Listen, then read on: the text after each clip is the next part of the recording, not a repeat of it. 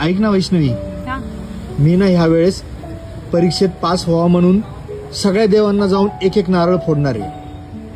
तुला काही वेळ लागले का? नाही म्हणजे पेपरला जायच्या अगोदर देवाच्या पाया पडणे इथपर्यंत मी समजू शकते. म्हणजे तू पेपरला जाशील त्यावेळेस तुझ्या मनात शांतता असेल, तुला केलेला अभ्यासक्रम नीट आठवेल.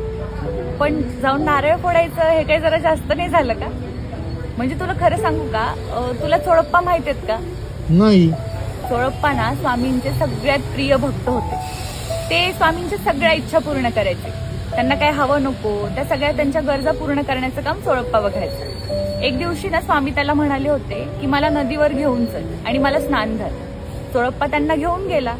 तिथं गेल्यानंतर त्याला कळलं की नदीचं पाणी खूप थंड आहे. स्वामी ज्यावेळेस स्नान करून बाहेर आले त्यावेळेस त्यांच्या अंगावरती शीतज्वर उमटलं होतं. त्यांना बघून चोळप्पा खूप रडायला लागला. माझ्यामुळे स्वामींना त्रास झाला की काय असं त्याला वाटायला लागलं. पण स्वामी हसत म्हणाले की अरे तुझ्यामुळे काहीही झालेलं नाही, उलट तुझ्या सेवाभावेमुळे तुझ्या आयुष्यातली संकट निघून गेली. आणि खरं काय झालं होतं माहितीये का, चोळप्पांच्या घरी खूप आजारपण सुरू होतं.